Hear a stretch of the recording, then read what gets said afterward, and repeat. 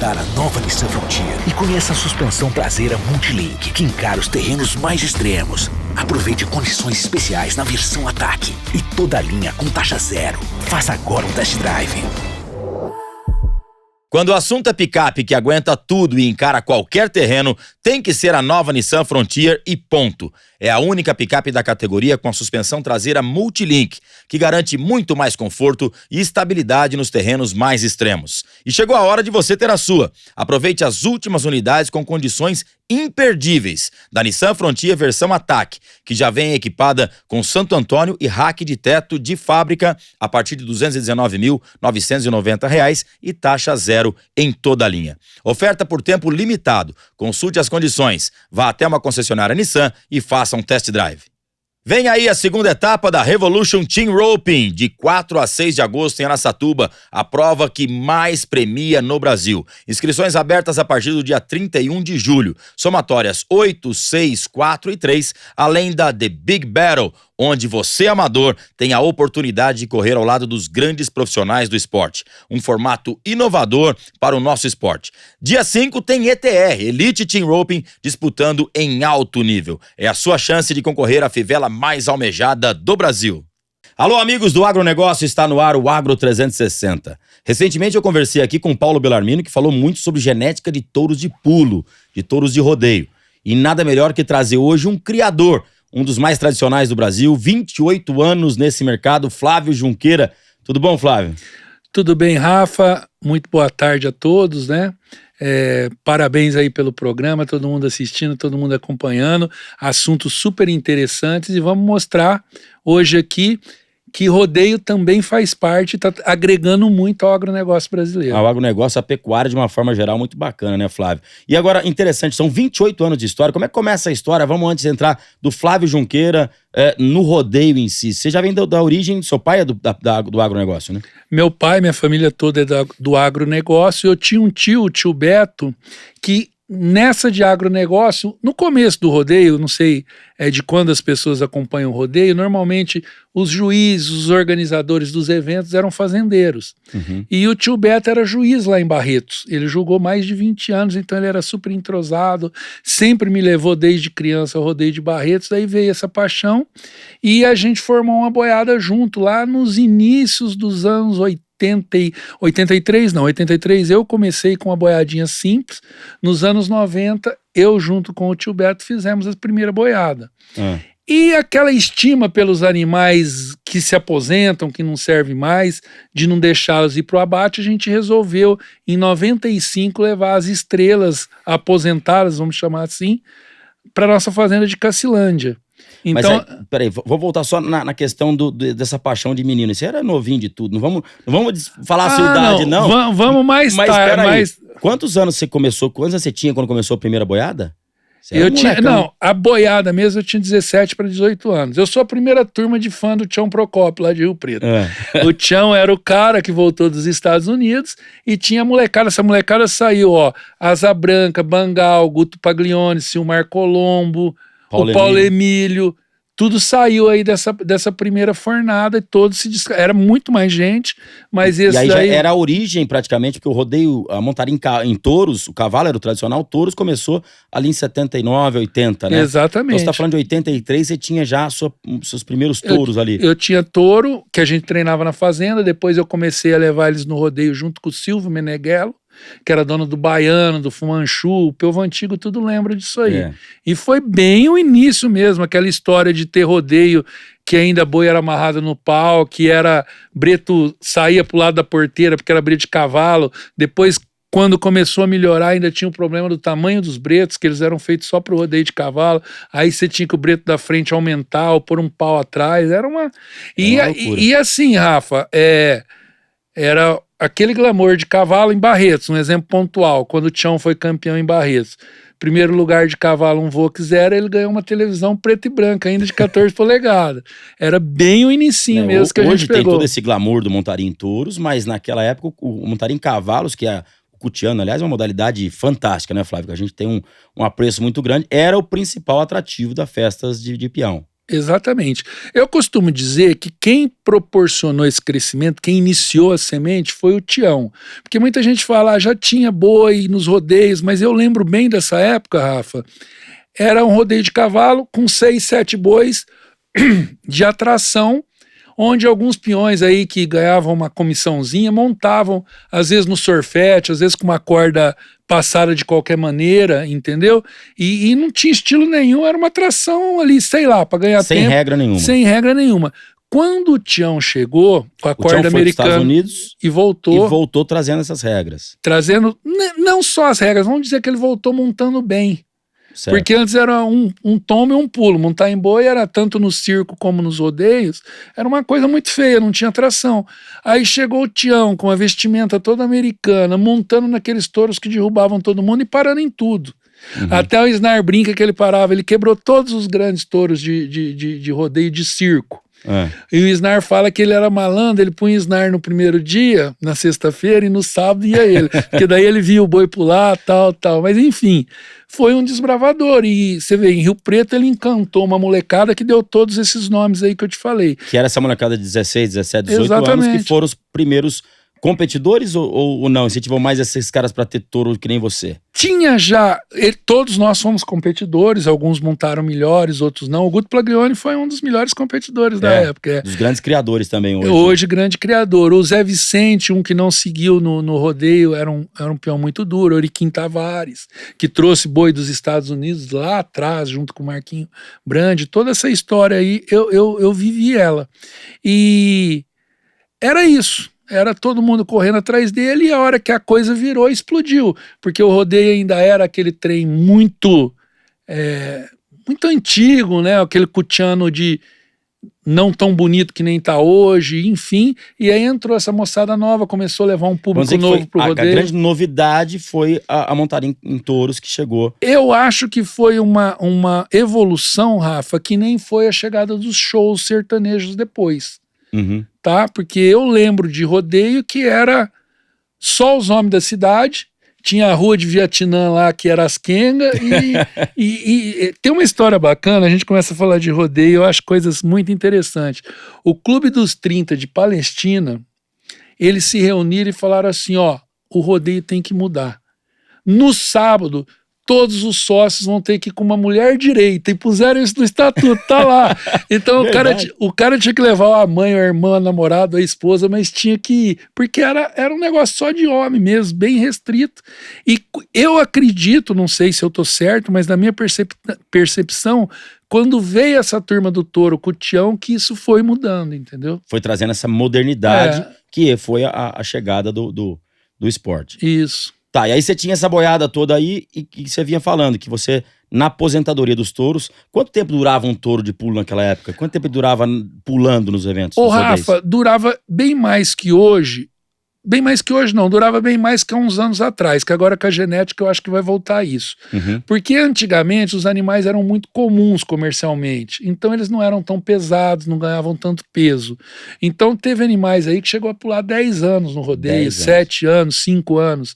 Aí a gente evoluiu para aqueles animais quianinos, marquegianos, que com 5, 6 anos eles estavam pesando 30 arrobas, aí começava a dar problema de articulação, aí diminuiu. E eu acredito muito, a gente já está vendo nos Estados Unidos, apesar da peãozada hoje estar muito melhor, muito profissional, mas eu acredito que com a genética, como os animais diminuíram de tamanho, são animais mais preparados para pularem, ela deve aumentar novamente a vida útil dos touros. Então, mas aí o touro que já não servia mais, que ele ia ficando mais velho, já não tinha mais condições de pulo, talvez até problema de articulação, alguma coisa, iam tudo pro abate. Ia tudo pro abate, né? Era descarte. Ninguém imaginava, naquele momento, que poderia pegar um touro de alta performance, colocar em cima de uma vaca e seguir aquela genética pra frente. A gente não tinha, às vezes eu falo besteira porque eu falo as minhas percepções, né? Mas em 94 eu fui nos Estados Unidos e apesar de saber que tem trabalhos de genéticas antigos lá, em 94 eu não via no rodeio isso. O que a gente via pular, principalmente na PRCA, era touros marquegianos grandes pra caramba. E eu lembro que na época eu ainda brinquei. Eu falei pro Paulo Emília, tua boiada é melhor que as boiadas americanas. E devia ter lá já enraizado, mas não era o que é hoje com a IBBI, né? E aí hoje você vê que é totalmente impossível nos Estados Unidos um boi comercial competir no meio dos touros de genética. E a evolução de corte, ela veio voando de lá pra cá também, tanto lá quanto aqui, né? Sim, e como ela voou, ela atrapalhou muito o rodeio. A genética foi... Ela deve ter feito isso lá também, né? Deve ter ficado muito difícil aqueles bois que pulavam bem com 3 anos, com 4 tava com 32 arrobas, 35 arrobas, e aí não ia conseguir fazer um bom desempenho. Aí eles começaram a mirar a genética. É o que eu até falei aqui, a questão de aproveitamento de carcaça, ossatura mais fina, tudo isso vai contra o que a gente quer. É outra história. Totalmente contra. Então, eram 2 mercados que foram abrindo, né? Exatamente. Paralelamente. E aí, você pensou nessa questão lá atrás, aquele molecão, vou te chamar assim, você pensou, vou fazer boi de pulo usando a minha base genética ou não? Você simplesmente teve dó de levar para o abate e colocou nas suas vacas? Não, na verdade foram as duas coisas, mas eu pensei que isso poderia dar certo, você entendeu? E eu peguei lá no Mato Grosso, a gente tinha só gado Nelore e tinha feito na época, até por essa evolução comercial, colocado um gado cimental. E aí eu lembro direitinho. Touro cimental na vacada Nelore. Na vacada Nelore. Pra fazer corte normal. Pra fazer corte normal. Aí eu falei, nasceu as bezerrinhas cimental, eu lembro que eram 40 bezerras. Eu falei, eu vou trazer uns bois de rodeio e vou pôr nessas novilhas. Vamos pra ver o que vira. E de lá pra cá, nunca mais entrou outro gado dentro desse lote de 40.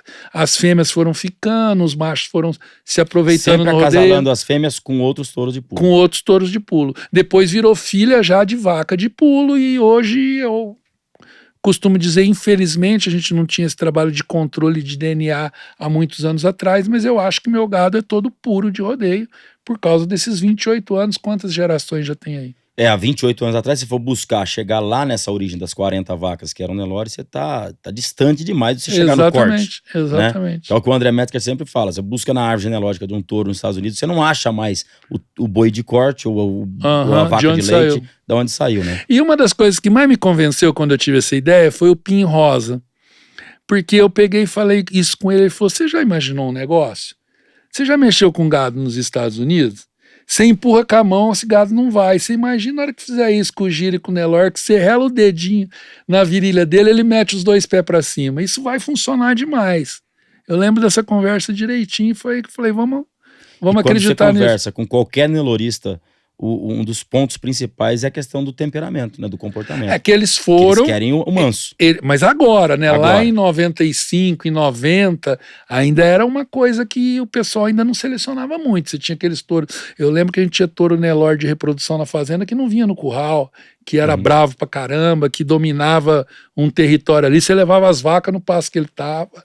Era um negócio. Depois, lógico, todo mundo começou a observar que a mansidão traz lucro também no ganho de carne, no comportamento do animal, e aí foram por esse lado. Hoje é muito manso o gado Nelore, mas no começo não era, não. Né? Então, e hoje, e talvez essa evolução toda do Nelore para mansidão, para tudo isso que nós falamos aqui, aproveitamento de carcaça, peso, ganho de peso e tal, isso aí foi junto com essa percepção, talvez não de todo mundo, onde a qualidade dos touros do Brasil começaram a cair. Sim, você lembra que a gente fizemos rodeios aí que índice de parada dava 80%. Tava ficando sem graça. Tava indo pro mesmo caminho que foi o cutiano, que hoje foi resgatado da forma mais brilhante de todos os tempos através da genética também, né, Rafa? Hoje eu conheço o rodeio de cutiano desde que eu sou criança, desde 1975 que eu vou em Barretos. Ele nunca teve tão espetacular que nem tá agora por causa da genética. Exatamente. E aí você vai falar com qualquer criador de cavalo, o temperamento é a mesma coisa. Sim. E aí, se você não fosse através da genética, que os grandes criadores do rodeio de cavalo aí fizeram, hoje tá um espetáculo, tá? Que você falou aí, nos melhores momentos. A doma racional domava tudo, né? Não tinha mais cavalo bravo. Era muito raro você conseguir um cavalo bravo. Se você não põe isso em genética, você não ia imprimir mais, ia acabar. Como eu acho que o touro ia acabar também, ia ficar um rodeio muito fraco, né? Não ia ter grandes animais que nem a gente tá tendo agora. Exato. E aí vem toda a tecnologia. Lá quando você começou com esse gado, você já foi experimentando, você já foi tendo resultados, já foi vendo que essa tecnologia estava chegando. Quando que você viu que o cruzamento do seu touro de pulo em cima daquelas vacas meio sangue cimental era satisfatório? Ô Rafa, o que acontece? Como eu era um tropeiro que eu tentava fazer touro para não comprar animais caros, eu experimentava tudo que entrava na fazenda de macho. E eu lembro que eu tinha uma conta Isso assim... gado comercial. Comercial. Eu lembro que eu tinha uma conta que hoje eu até vou ter... Outro dia eu tava pensando, falei, essa conta minha não vale nada agora porque tá dando 100%, mas deixa eu chegar a ela. Do gado comercial, não um animal que servia para rodeio, um animal que eu ia continuar ele no treinamento. Então eu pegava 100 bois, garrotes que comprou, crioulos da fazenda, passava no breto, naquela época não tinha dama, era com peão mesmo. Enfim, era um trabalho mais difícil, mas a gente passava no breto e a gente tirava 4%. Então de 100, saía 4, não é nem que iria para o rodeio, saía 4 animais que eu ia amansar, preparar de novo, desses alguns se perdiam no caminho, alguns chegavam no rodeio. Quando eu comecei a fazer genética, eu lembro que o primeiro touro que eu medi foi o B9, os filhos deles estavam dando 70% de aproveitamento. Então de Você tem 4, essa conta, Flávio? de 4 pulou para 70%. Agora, o que acontece? Eu vou ter que começar a medir agora o que chega à competição. Porque hoje, sinceramente, você não consegue refugar um bezerro de genética, uma genética quente de vários anos, com menos de 3, 4 montadas. Na primeira pula tudo. Hoje você não vê mais bezerro embuchar, você não vê mais bezerro correr. Ele pode ter uma performance inferior, mas aquele terror do tropeiro, quero ver um boi parar na arena com os 4 pés no chão. A gente chamava de embuchar, né? Chama até hoje. Em prova você já viu acontecer isso com animal de genética? Não tem. Não Verdade, tem. Flávio, nunca tinha observado isso. Não tem. A gente chamava de embuchar. Isso era a maior vergonha para um tropeiro. E era comum acontecer em Barretos. Não sei porquê. Exatamente. O melhor touro do cara chegava em Barretos. O touro dele embuchou em Barretos. Era sinônimo de meme. Eu acho que ele não tinha raça.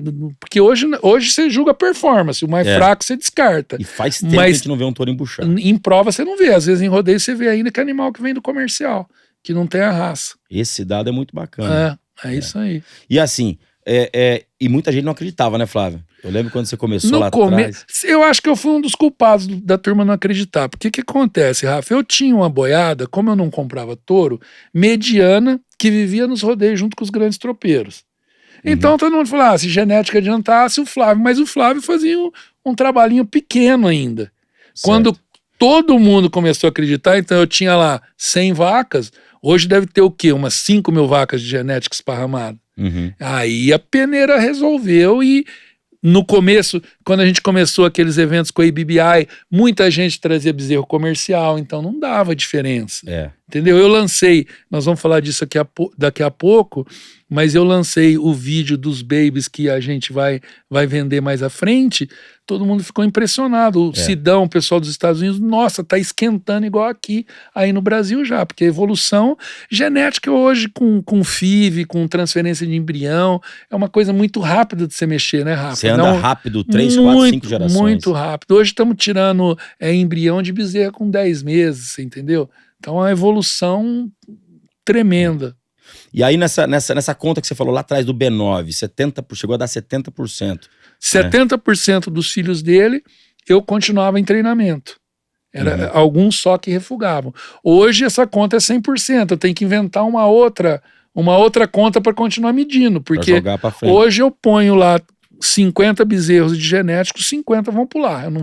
Eu vou refugar eles por performance durante o treinamento. Mas de primeira, igual era essa conta inicial, não. Recentemente a gente fez aí um leilão do Moacir Espinosa, que tem um trabalho fantástico também na genética, e ele coloca na avaliação dele, né, ele coloca, não lembro exatamente, mas coloca o ótimo, o bom, o médio, o ruim e o péssimo. Ele faz essa avaliação de tudo.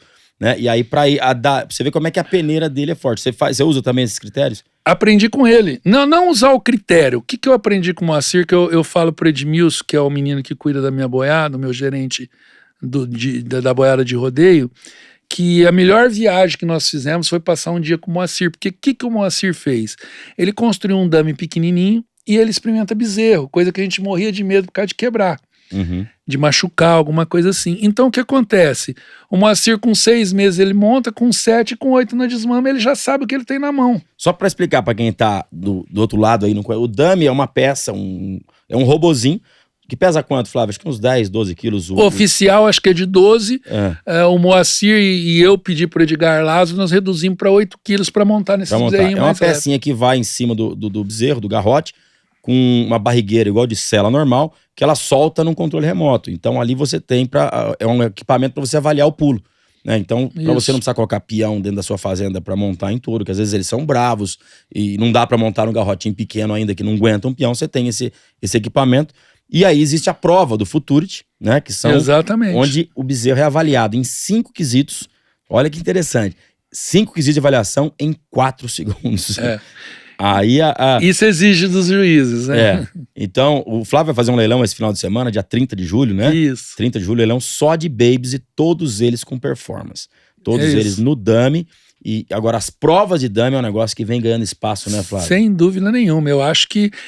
Rafa, quando abriu um nicho, né? Abriu um nicho de mercado da pecuária dentro do próprio rodeio. O que aconteceu, Rafael? Quando a gente se dedicava ao rodeio, você ainda se dedica, eu me dedicava, a gente deixa um pouco as atividades que a gente tem, quem é pecuarista, especificamente eu tô falando, na fazenda, porque você tem que ir para um rodeio na quarta-feira, às vezes você chega na segunda, você não trabalha com o teu negócio, fica dedicado ao negócio de rodeio. Certo. E muita gente com poder aquisitivo do ramo queria ser um tropeiro apaixonado por montaria e não tinha oportunidade, porque eu não vou largar meus negócios para ficar 4 dias em Americana, em Jaguariúna, por mais glamouroso que seja. Às vezes 5, 6 dias. Exatamente. Com as provas de dummy, o que o cara faz? Domingo ou segunda ou no sábado, ele põe os bezerros dele num trailer, vai numa prova, compete até de tarde e volta para casa. Igual uma prova de laço e tudo mais. Então, isso trouxe, muita gente falou, opa, eu quero esse negócio, eu quero brincar disso também, eu quero ser um Paulo Emílio, eu quero ser um Marcondes Maia, um Tércio Miranda, num negócio mais restrito, que não me tome tanto tempo, e ao mesmo tempo o dummy ele traz outro agregador, que ele não precisa do competidor, ele não tem o problema do acidente com pessoas na sua propriedade, que é uma coisa que o pessoal tem mais medo. É 10% do trabalho de fazer um rodeio normal. E a hora que esses animais estão já no porte de montar peão, você vai nas competições, eles já vão estar manso de breta ou vende para um tropeiro que faz rodeio e volta lá atrás na origem de fazer os bezerrinhos de novo. Então essa história das provas de dummy, você considera que foi um outro mercado, um outro público, um outro cara, outro investidor, que por vezes não é o cara que vai levar um rodeio efetivamente. Né? Ele pode ser simplesmente uma ponte entre os dois mercados. Ô Rafa, eu vejo ainda nos leilões que a gente faz, o pessoal mais criador que não tem nada a ver com rodeio investindo, principalmente nos animais mais novos.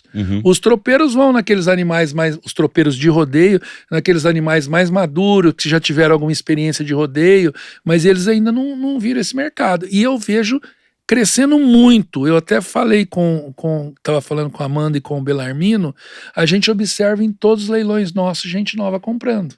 Então tá uma crescente enorme com a intenção dessas provas. Então eu acho que a gente vai ter 2 mercados aí totalmente andando junto, mas totalmente diferentes. Vamos continuar tendo os tropeiros que vão fazer rodeio, que vão comprar alguma coisa desses bois, mas nós vamos ter os caras que querem só competir, só ir uma vez por semana, ou na Jovem Store, ou numa prova da Best Bull, competir, voltar para casa e a hora que esse boi erar, ele vai vender para um tropeiro de rodeio e vai ficar concentrado na criação e na competição de dummy. Você considera que tem o cara que a gente chama de tropeiro, o cara que aluga o touro dele para rodeio, esse cara tá num outro mercado fixo lá. Não é o perfil desse cara de rodeio em si, ser o investidor para jovens tourinhos que vão estar pulando em provinhas abertas. Eu acho, principalmente os grandes. O próprio Paulo Emílio, que cria muito, você não vê quase ele em competição de dama, essas coisas. Ele está focado em ter grandes animais para os rodeios. E esse cara, às vezes, ele vai no nosso território comprar algum animal que está se destacando. Mas ele não olha com o mesmo olhar de criador, de querer cruzar, de querer ter uma vaca. Alguns talvez estejam aí mixando. Mas ele tem pro produto final dele. Para acabar o negócio dele. Para descarregar um pouco a despesa dele que ele tem de comprar animais, que hoje estão aí, bons animais você não compra hoje por menos de 300 mil reais.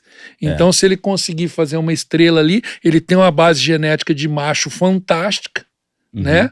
Então eles estão enxergando que está dando resultado, estão fazendo. Mas eu acho que o pessoal de fora, que está correndo por fora, que está na genética, está trabalhando muito mais rápido e com muito mais aumento agregador para o negócio. Porque você pega, Rafa, a gente que é pecuarista, aquele gadinho que você está criando para rodeio de genética é o mesmo custo de um gado Nelore.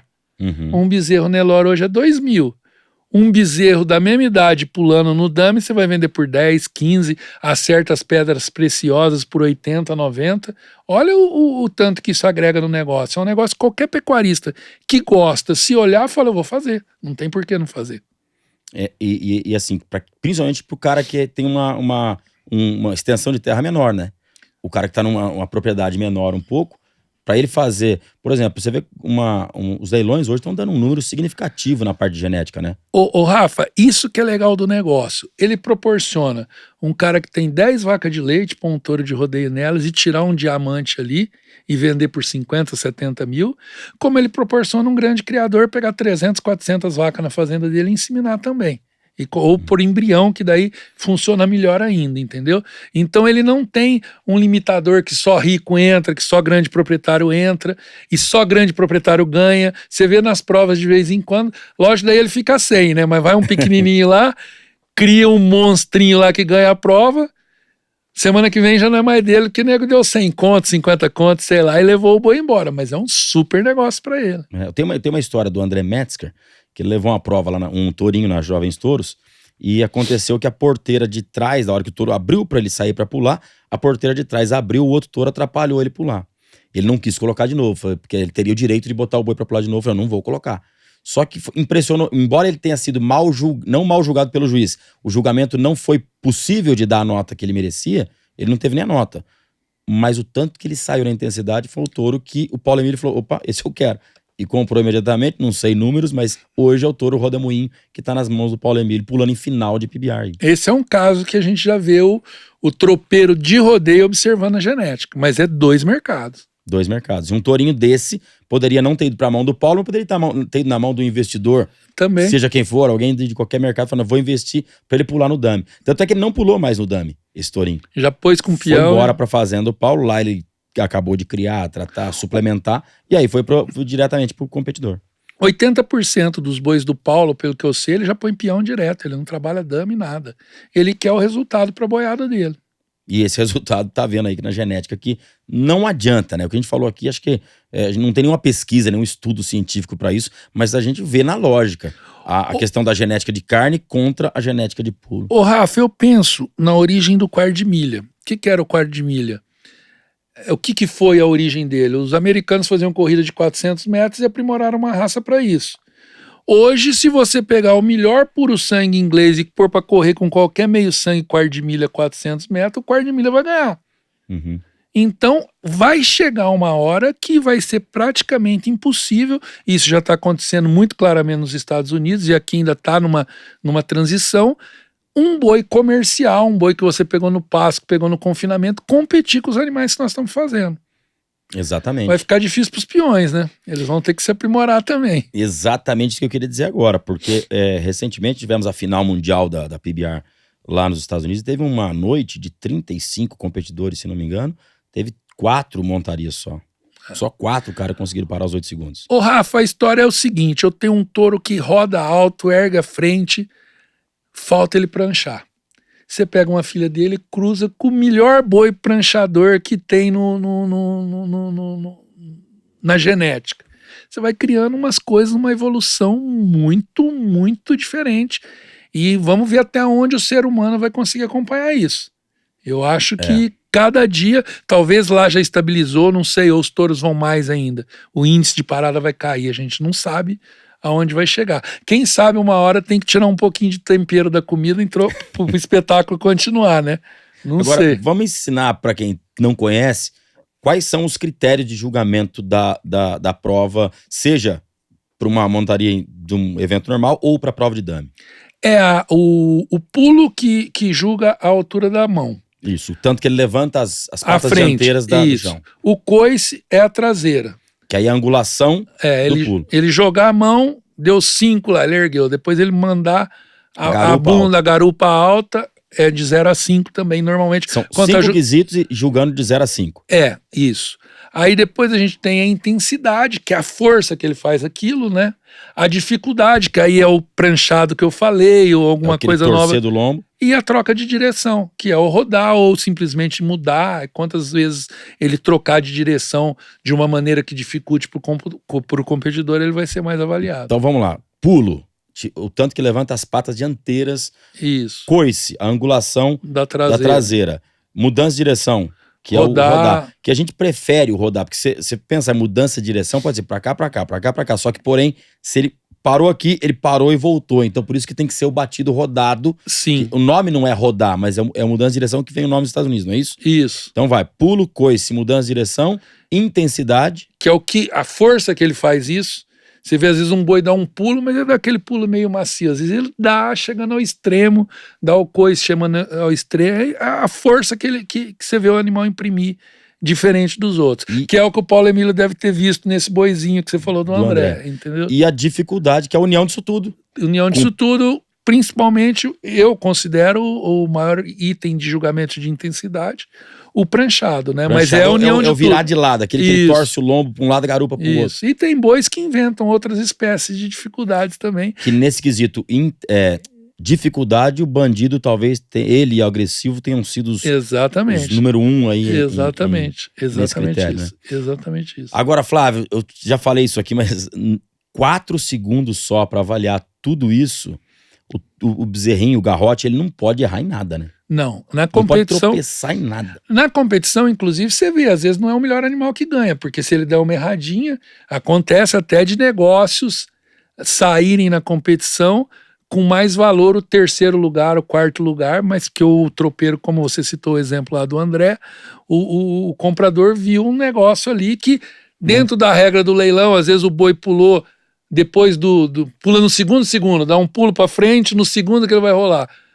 E vai acabar no 4, só que no 5º segundo ele voou. O comprador está enxergando isso, principalmente o cara de rodeio.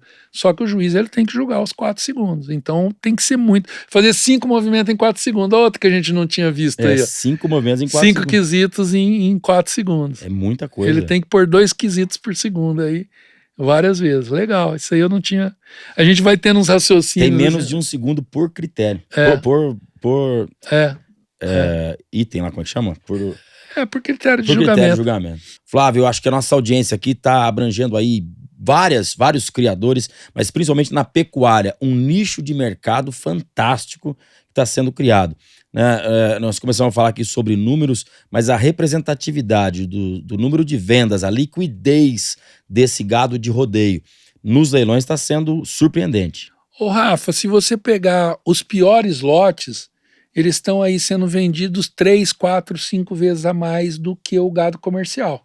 Do que o que ele valeria no corte normal. Do que ele valeria no corte normal. E se você pegar os tops, então, nós tivemos um garrote de 3 anos que ganhou tudo do Juliano Domingos, ultrapassou R$1 milhão. No gancho, se ele desse 20 arroba nos bons 300, ele daria R$6 mil. R$6 mil. Então, é isso que está acontecendo, né? É isso que está acontecendo. E o que é legal na pecuária? Não serviu, ele vai para o corte. E te falo outra, a heterose desse gado, você não perde muita coisa não. Não perde? Não, você desmama um bezerro Nelore hoje, o pessoal top 230 quilos, você vai desmamar o teu de rodeio. Algumas heteroses, nós trouxemos alguns bois dos Estados Unidos, trouxemos embrião, né, e pusemos aqui, a heterose deu igual, você desmamava com 230, 220, e se der 180, você perdeu uma arroba no final, só que 30, 40, eu acredito que 50% você consegue jogar no mercado, por enquanto. Isso eu acho que lá na frente também vai fazer a mesma curva que eu vi acontecer nos Estados Unidos, porque hoje todo mundo está querendo genética, logo mais a genética sem a alta performance não vai ter valor mais, porque daí todo mundo vai ter filho do bandido, filho do agressivo, filho de nortão, vacas, né? E aí vão começar a olhar que é o que acontece lá hoje, aí vai valorizar muito genética de performance, o touro que desenvolve, a bezerra que desenvolve, ela sempre vai ser bem vendida, e as outras vão diminuir um pouquinho. Mas no momento eu acredito Eu acho que eu vendo, eu não tenho essa conta, mas eu dou um chute aqui que eu comercializo 70% a 80% dos animais que eu produzo. Então, mesmo que eu produzir com uma qualidade comercial inferior, o que eu ganho agregado no valor desses animais sendo vendidos aí a uma média de 5 a 10 vezes a mais o preço do valor comercial, você faz as contas. Nós vendemos fêmeas agora, como eu disse, pouco foi do André Silva, em parceria com o Moacir, ultrapassamos a média de 15 mil reais nas fêmeas. Nas fêmeas, essas vacas vendidas no corte é vaca de 3 conto hoje. Isso. São as 5 vezes mais que eu te falei, na média, né? Fora os diamantes que podem pintar ali e desequilibrar tudo, como aconteceu com o boi que o Cacau comprou lá do Juliano. E eu tinha uma conta também, Flávio, que se tiver algum outro número, por favor, você me corrija, mas que, não lembro qual leilão que eu peguei, mas fez uma arrecadação de venda em 25 ou 30 cabeças de fêmeas. O valor comercial, o valor que deu do montante total de vendas em 25 ou 30 cabeças, para vender bezerro de vaca criadeira, Nelore normal, ele teria que ter 600 vacas no pasto. E outra coisa bacana, a fêmea tá valendo mais que o macho. Exato. No caso de bezerro, né? Que é uma outra regra que eu acho que já compensa só aí essa diferença de um bezerro de raça no teu plantel. Se você for um pecuarista, um bezerro de raça que você consiga aí os 230 quilos na desmama, vamos pegar esse exemplo assim, consiga o valor comercial X, a fêmea ultrapassa ele. Então, na média do gado, você já não perde nada. Eu acho que você já sai ganhando e investir em animais de rodeio dentro do teu plantel. Ninguém tá falando aqui para parar de criar boi de gado comercial, só estamos falando que existe um novo nicho de mercado que tá crescendo bastante. Sim. Né, isso é uma brincadeira pequena. Você nunca vai ter 1000 vacas de rodeio, porque você não acho que não dá conta nem de manejar isso. Você tem que pegar um canto da fazenda lá, trabalhar aí com 100, 200 animais por ano, eu acho que é o suficiente. Agora, Rafa, eu fiz uma descoberta fantástica também, né? Descobri uma coisa que já estava aí, eu falo para genética, que são as transferências de embriões, né? Que daí você pode vender tuas boas fêmeas, vender tuas boas bezerras, você coleta ela bastante e joga pro mercado. Aí você vende coisa de qualidade, não precisa mais segurar para você e faz a mistura que você quiser ali, né, cara? Você pega embrião, você constrói o que você quer ali com uma rapidez enorme, né? Você pega uma vaca que transmitiu um filho fenômeno, você faz 40, 50, 100 bezerros dela no ano. Na sua seleção, você percebe que a vaca, uma vaca bem produtora, ela teria ela é mais importante do que um bom touro? Como é que você faz a seleção do que colocar em cima de uma boa vaca, numa boa matriz? Ô Rafa, eu sou de uma família que briga galo e caça, brigava, né? Não briga mais, e caça aquelas caçadas de viado, sabe? E tinha essa história no povo antigo que o que transmite faro pro cachorro é a fêmea, o que transmite a raça, tudo pro galo de briga, são as galinhas. E existe, eu não sei se já foi confirmado, mas existia um estudo que o comportamento estava no óvulo, não no espermatozoide, no bovino. Certo. Quem me contou isso lá atrás foi o Alfredo, não sei, até preciso encontrar ele e ver como que tá essa história. Mas eu acredito, e lógico que tem animais como bipolar, como o próprio B9, que transmitiu muito. Mas a fêmea é difícil. Eu tenho algumas fêmeas que todos os animais dela pulam, que eu nunca vi refugar também. Então eu acredito que a fêmea pesa os dois, tá? Não é só uma. Claro. Mas eu acredito que a fêmea tem uma influência um pouquinho maior. Ela dá um índice de refúgio muito menor do que o touro. E aí volta aqui numa das primeiras entrevistas aqui do Agro 360, com o Valdomiro Polizelli falando de Angus, da seleção genética, da melhoria, que a ideia é que o produto seja melhor do que a mãe, do que o pai. Sim. Né? E nessa evolução genética aí, quando você coloca no mercado uma mãe de um bicho extraordinário, que você segurou vários produtos dela lá, com certeza não vai segurar um mercado restrito para você. Você vai ver no nosso leilão, os melhores animais bezerrinhos que eu tô vendendo, eu falei, eu vou vender a mãe desses bezerros também. Eu vou aspirar. Porque daí eu vou colocar ela com bipolar, vou colocar ela com talvez um touro americano. O cruzamento evolui, né? Por isso que o clone eu acho que não virou, porque ele não te dá a possibilidade de aumentar, de melhorar, né? O cruzamento dá essa oportunidade. Então, no seu leilão agora de babies, você vai colocar qual a idade deles? Eles estão entre 10 e 14 meses. Todos então já estão passados desmamados. pelo Dami. Nós experimentamos, só ter uma decisão. Eu ia passar andando pra lá e pra cá. Aí eu peguei... No vídeo ali que vai rodar. Eu falei, cara, o nego vai comprar, principalmente se comprar um macho, chegar em casa daqui 6 meses não pular, ele não acabou de pagar, ele vai me dar trabalho.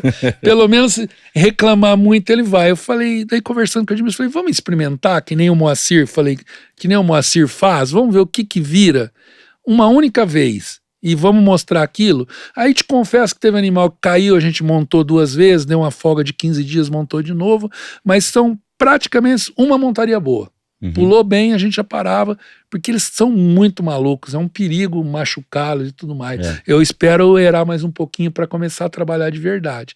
E todos vão com, a gente resolveu colocar todos com performance. Aí a gente já, surpresa boa, Rafa, nós separamos 30 animais, acho que selecionamos 20 na performance. Então tirou 1/3. E essa seleção não foi por descarte, não foi pra você segurar nada melhor pra você. Não segurei. Eu segurei pra mim, eu tive que segurar os GSI, que é as genéticas sem informação que a gente tem sempre na fazenda, que eu não queria vender animal. Essa genética sem informação, que nós criamos esse GSI, né? É só lembrar do cadete GSI lá atrás. É aqueles que não conseguem encontrar a origem genética dele, não tem material genético para comprovar pai e mãe. O que acontece na fazenda, Rafa? Vou te dar um exemplo que aconteceu comigo. Agora já existem laboratórios que conseguem fazer pesquisa, a gente está evoluindo para isso e vai dar para resolver. Então eu tinha, falar pontualmente para o pessoal entender, eu estava com o John Wayne na vacada lá em casa, um boi que eu tinha, um boi americano, Sport Machine, que eu tinha em parceria com o Sidão. Esse boi ficou 5 anos cobrindo lá em casa. Chegou um período que o que acontecia? Ele estava com as vacas e os filhos dele com 2 anos estavam num pasto perto separado. E os porcaria vinham e cobriam as vacas. Só que a minha teoria é, porque o que eu mais faço performance são os GSI. Um animal que sai bezerrinho, vem no meio das vacas. Pula a cerca. Pula a cerca, bate ou engana o touro mais velho que tá ali. Porque eu ainda briguei com o André Metzger sobre isso. Ele falou, eu ponho lá, eu não ligo porque o dominante bate. Não bate, os pequenininhos enganam ele ou bate nele, não sei o que eles aprontam, mas aí nascem esses bezerros. Esse lote você já vendeu num leilão. Aí como é que você vai fazer num laboratório que não tem os filtros de procurar sozinho, comparar com 30 animais, às vezes até animais que você esquece, e vira o GSI. Mas ou não sabe pra onde foi, já vendeu, ou morreu, sei lá o quê. Eu não tenho identificação. Pô, eu vendi, em 2 anos, aí eu vendi 60 animais. Aí nasce esse GSI, ele é filho de um desses 60. Hoje já tem o Juliano, tá presidente da Best Bull agora, e ele já está estudando laboratórios que você manda o alelo e ele identifica a linhagem para você. Aí facilita, porque esses 60 animais estavam registrados. Só que você tenta 5, 6 vezes pela característica e aí desanima, vira GSI. Esses animais eu segurei. Você segurou os GSI? Os GSI e... que não tem identificação genética comprovada. Porque daí eu vou trabalhar performance nele e vender eles firmes lá na frente se virarem animais de rodeio. E antes disso, eu separei 30 animais antes de montar e esses animais que vão ser oferecidos.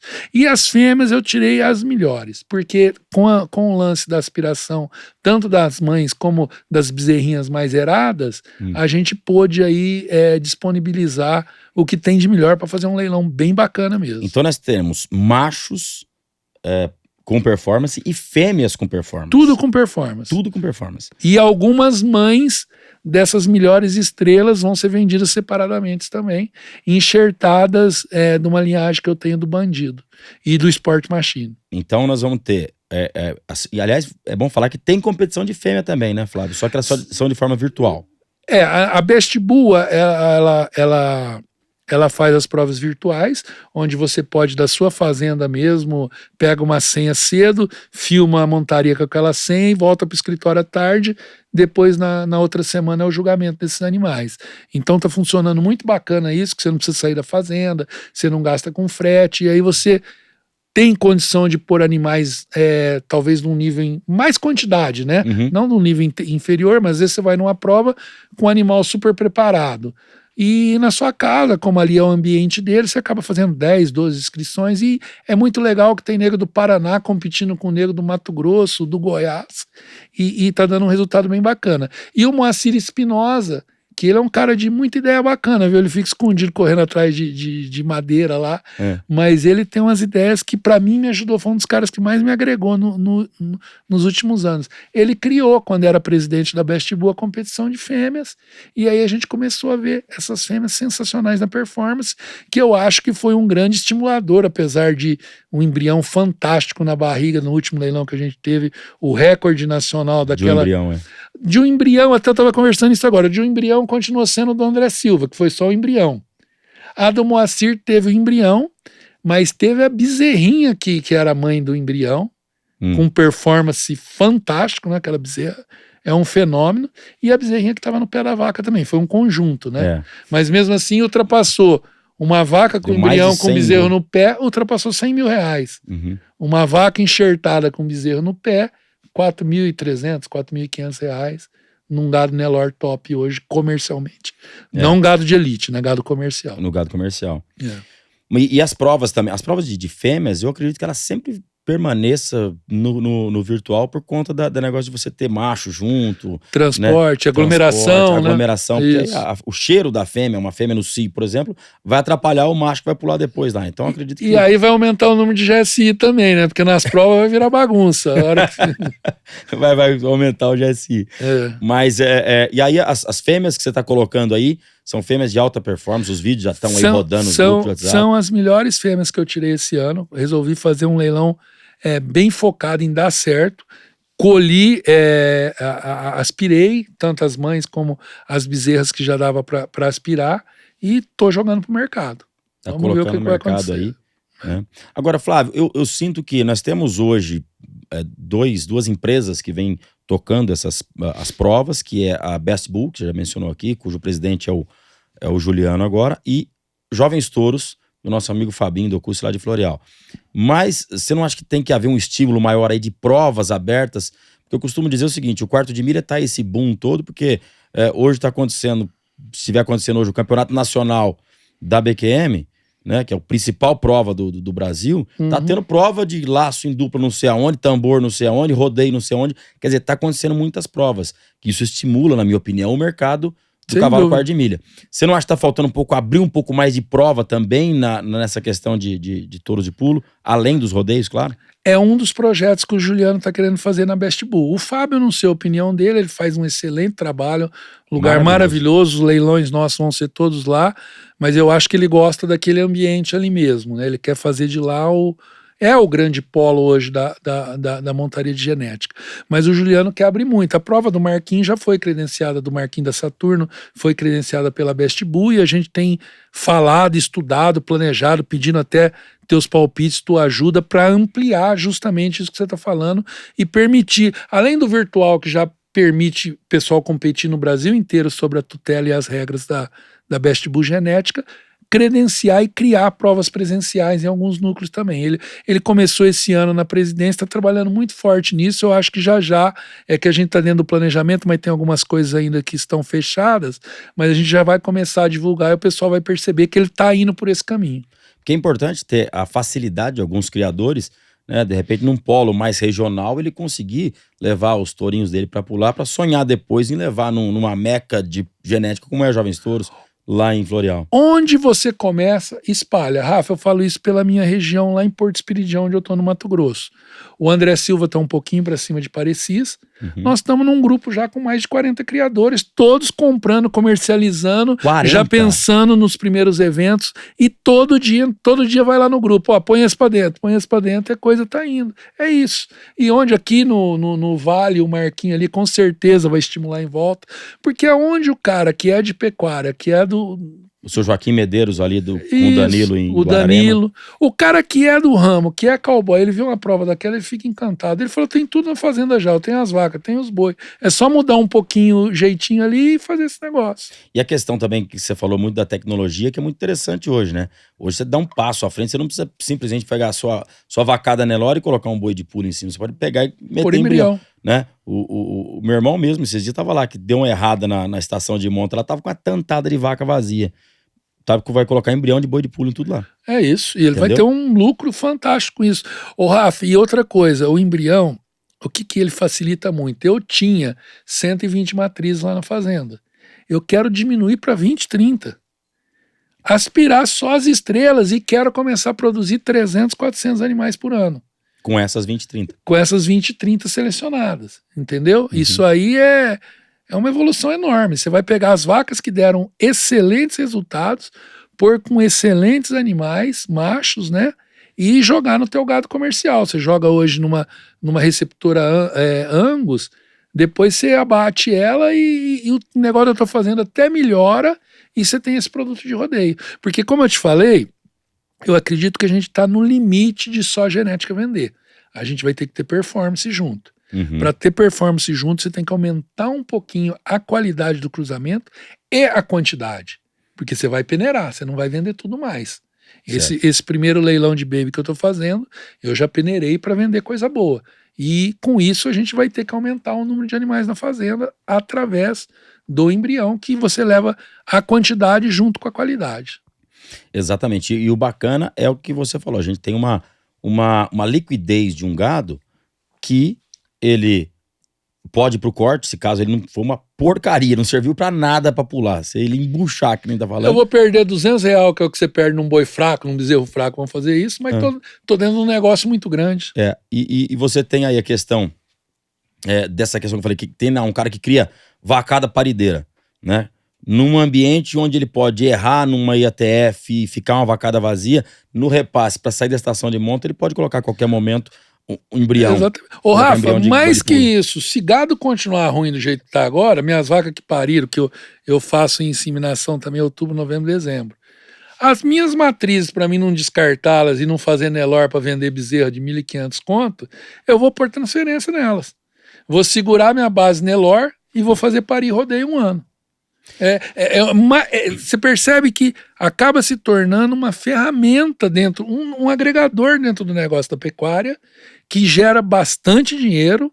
E outra coisa que eu vou te falar, muita gente fala, gera para vocês que são do ramo, que tem nome, que tá há 20 anos no rodeio. Mentira, teve muita gente que já entrou ganhando dinheiro. O Danilo é um exemplo, o Bruno Dutra de Votuporanga, os caras trabalharam 2, 3 anos, ajeitaram o negócio, já fizeram o leilão, estão vendendo e estão. O Bruno vendeu, se não me engano, mais de 700 mil no leilão dele. Entendeu? E ele entrou faz 3, 4 anos. Não tinha tradição nenhuma, tudo genética dos outros, que ele pegou o melhor. O Danilo foi praticamente o mesmo trabalho.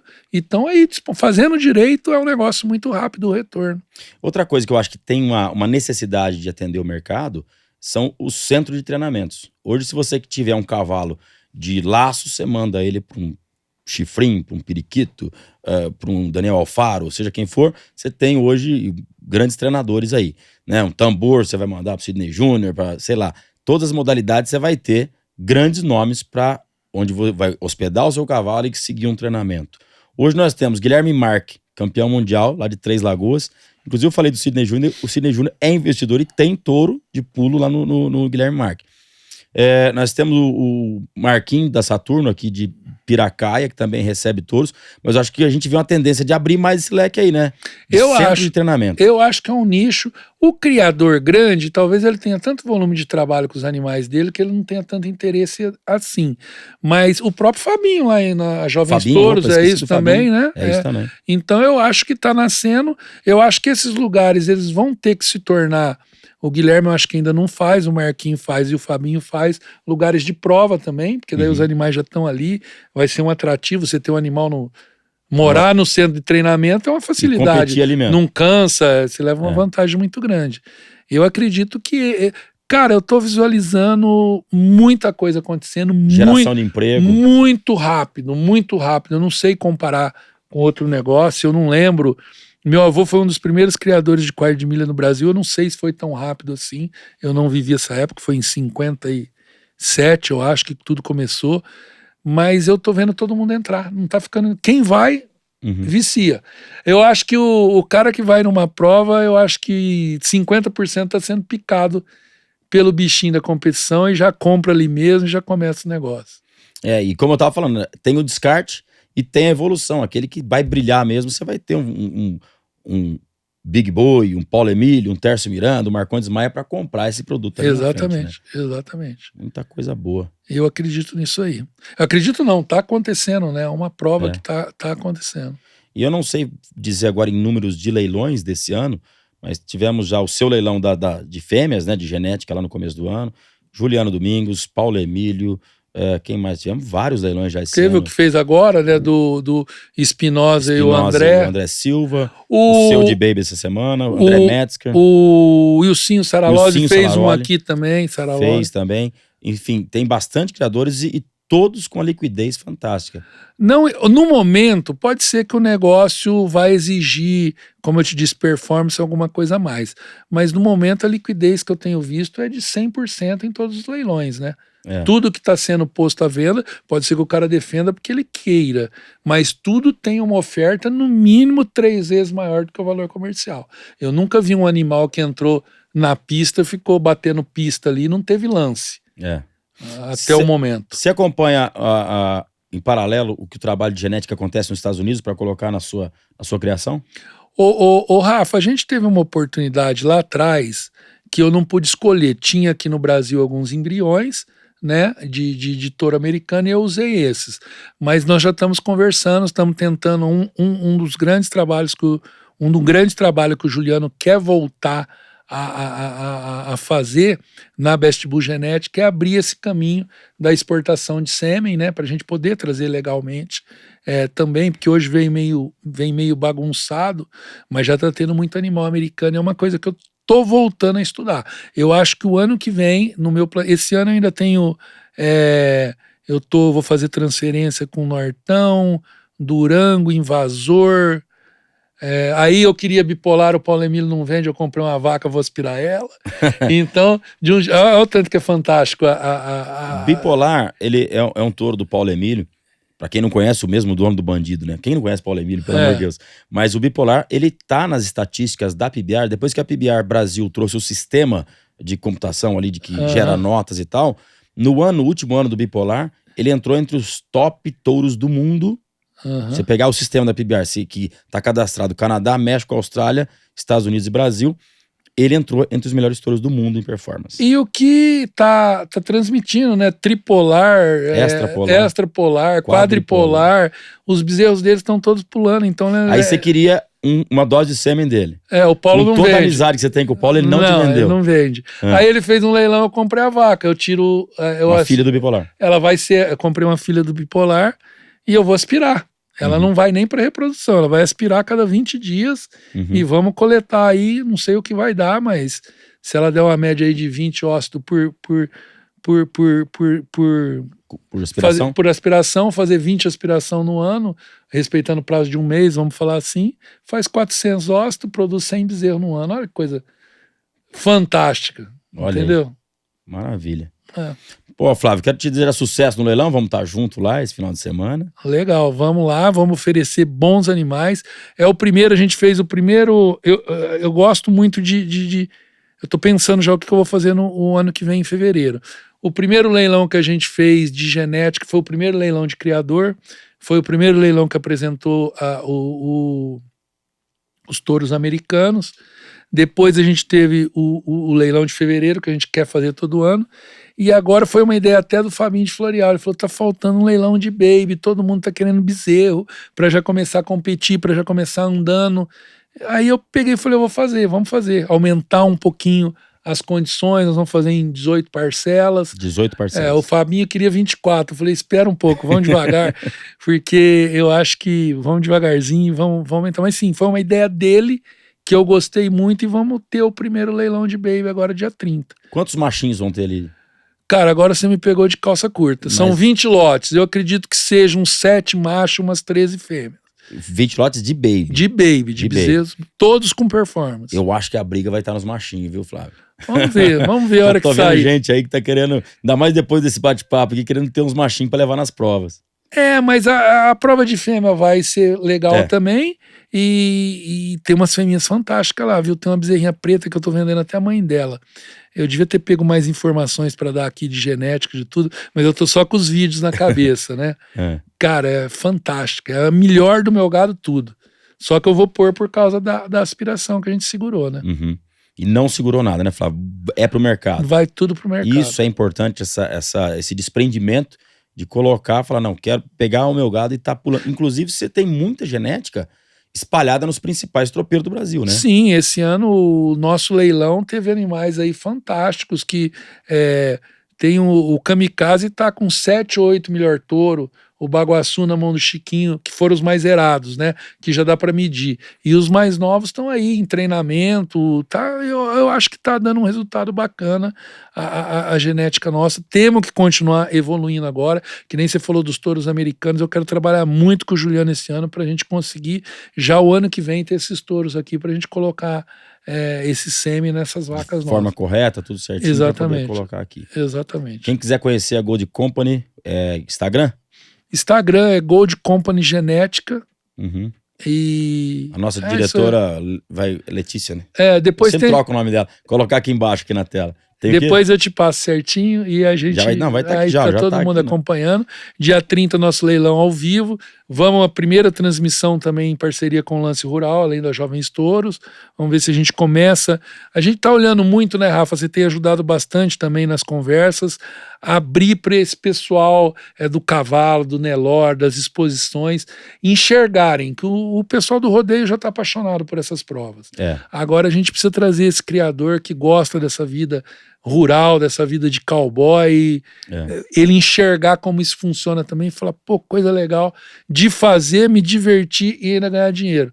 Que com laço é um sucesso, eu acho que os caras só perdem, né? Eu vejo eles reclamando de inscrição todo dia. Talvez com genética eles também tenham aí um hobby maravilhoso para desestressar nos finais de semana e com retorno financeiro. E eu tô vendo, sim, uma abertura de mercado, geração de empregos, como eu mencionei aqui, os centros de treinamentos que já estão existindo. Por exemplo, um boom de um leilão desse seu aqui agora, pode faltar centro de treinamento para receber esse gado caso os compradores não queiram levar para casa. Exatamente. Né? Porque isso aí a gente tá vendo uma abertura de mercado aí, então tá a ideia lançada no ar aí.